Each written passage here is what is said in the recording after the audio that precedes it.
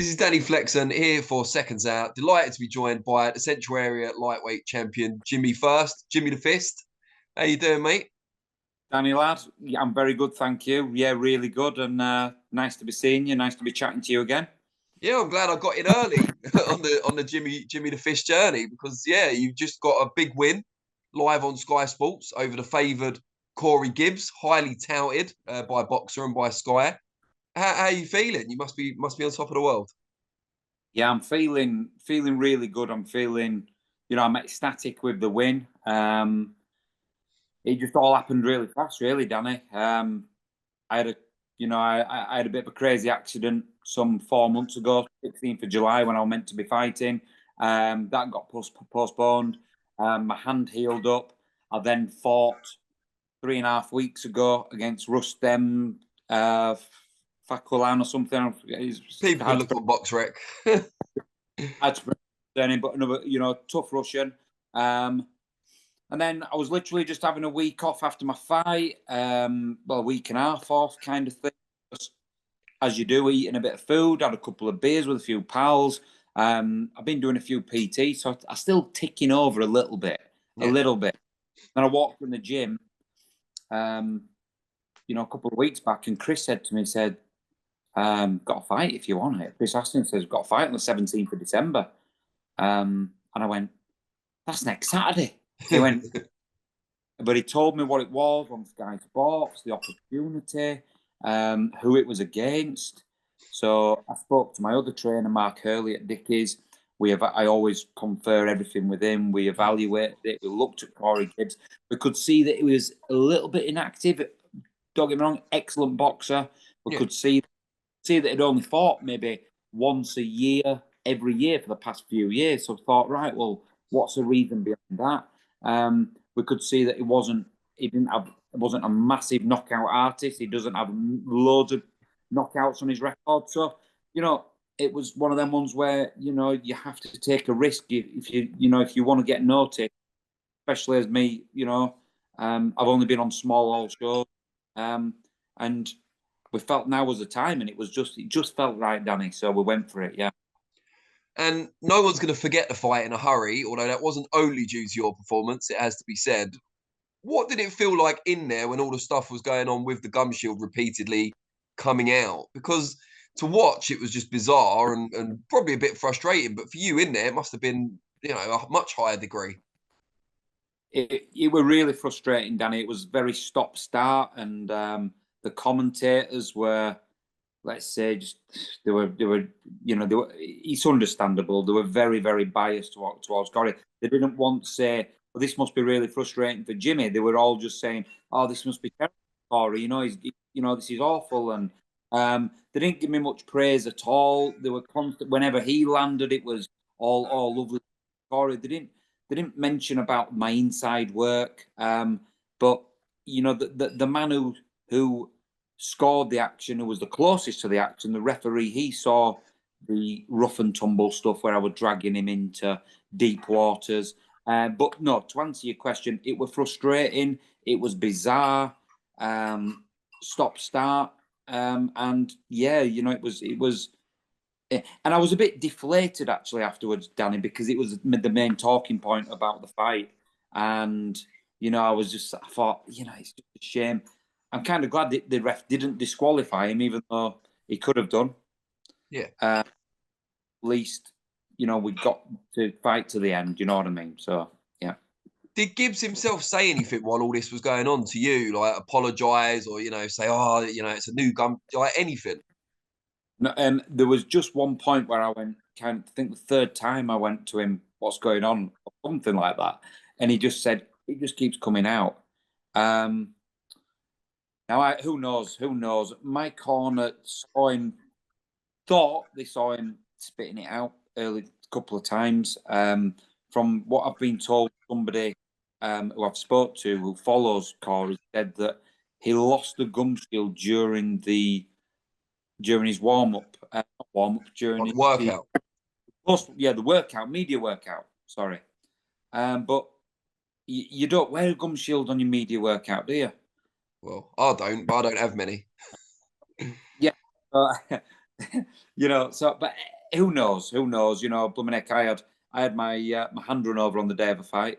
You know, and you know, probably about 10% of people would have believed me on that one, but it happened. So listen, anything can happen. Corey seems like a nice, genuine kid.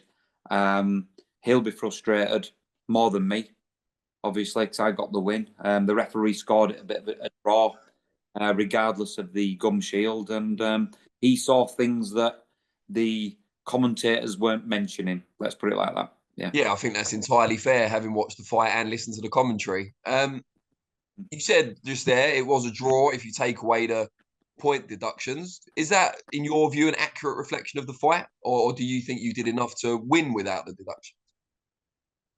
Yeah, I mean, it was, I think, and if I'm a very honest overview of the fight, he, you know, I had a week and a half's notice. He was probably the sharper, got the cleaner work off. But I showed that determination, that grit. I kept coming forward. I kept coming at him, hitting him on the inside. There were a lot of shots that weren't accounted for. I was closing him down. I was cutting the ring off. So you know, it was. I'd have thought probably a draw would have been the fair thing. So you know, I can see where he's frustrated with you know with the whole thing, with the gum shield, but crazy carry on the whole thing. But I think you know the right man won at the end of the day. You know, it was yeah. And you said about frustration at the gum shield stuff becoming a talking point. The other major talking point, it seems, certainly at the end of the fight, was your age, which maybe wasn't as much of a surprise. I'm sure you did predict the gum shield shenanigans.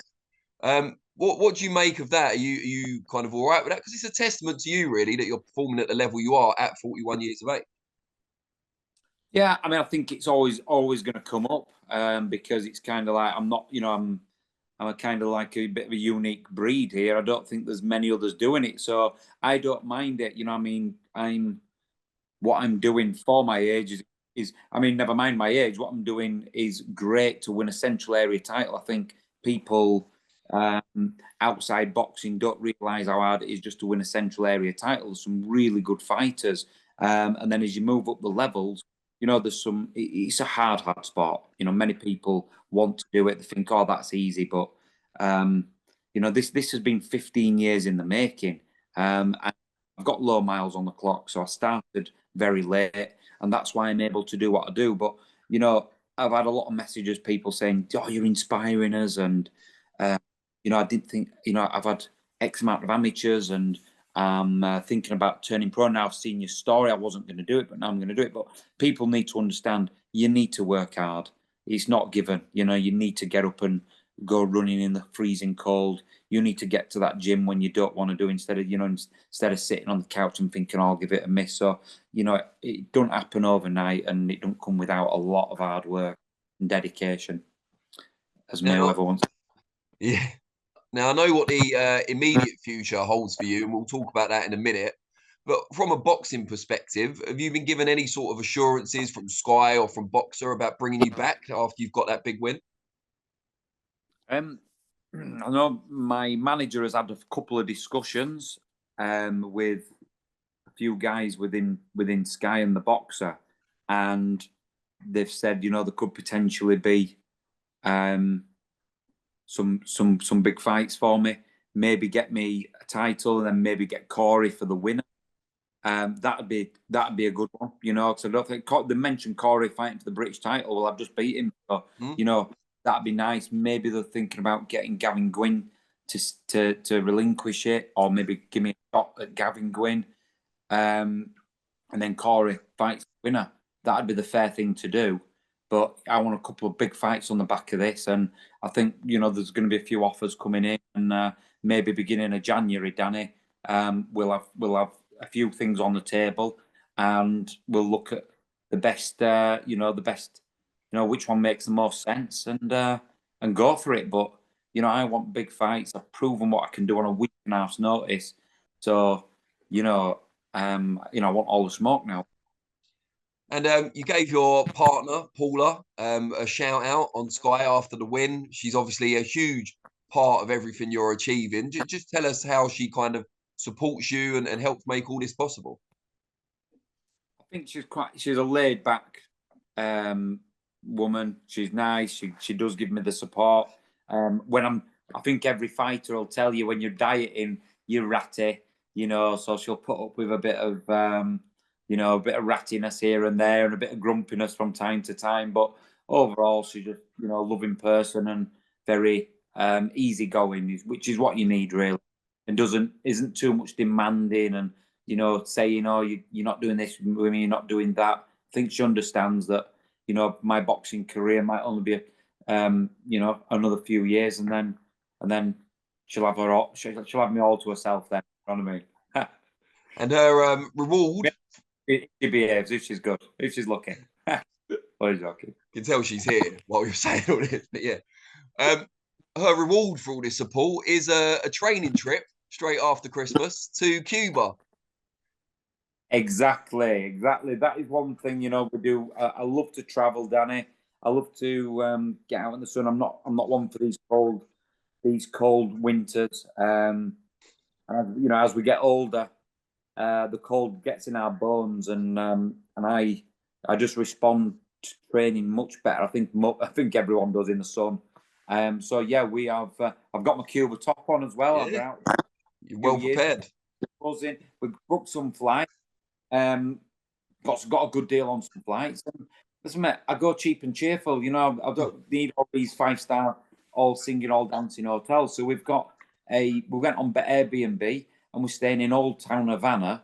And we've got a little place for £9 each a night, 18 quid a night between the two of us. Jesus. And it's clean, it's nice, it's no frills, but it's right in the heart of Old Town Havana. So there's a 10-minute bus ride to the beaches, but there's also a 5-10 minute walk to the box gym, Rafael Trejo, and I'll go and see my pals out there and get plenty of hard working as well. What does it say? And you talked earlier about being an inspiration and working hard. What does it say that you've just come off the biggest win of your pro career and you're straight back, not just in the gym, not just in your gym, but all the way out in Cuba when it could just be a holiday? It could be an excuse for a sun-soaked holiday. Yeah, I mean, it's the thing is, you're only as good as your last win. And even though that was my biggest, my best, now there's going to be people knocking on the door and it's going to be harder fights. There's no going back now. So, this is serious business and, you've got to take it seriously. So, whilst I'll be having a bit of a break out there, I'll be training hard as well. So mix it all up. I think everything in life is about balance. I'm the same at home with my age. I probably do have to take a little bit more time off than the youngsters and give my body a little bit more maintenance. Maybe instead of training 6 times a week, maybe I'll train 5. And sometimes I'll train once a day. Sometimes I'll train twice a day. But if I need to train once, I'll do it the once. Maybe do a little bit less sparring. So I'm taking less punishment to the brain for longevity. Do a bit of swimming so there's less impact on my bones, saunas, and just try and maintain my body. And that's how I do. I think that's my kind of methods in life, really. A bit of balance. Will you allow yourself a traditional Christmas dinner? Oh, absolutely. I'll have a Christmas dinner. And, I had a whiskey couple of nights. I like a whiskey on an evening, medicinal purposes only. I don't mind a nice scotch.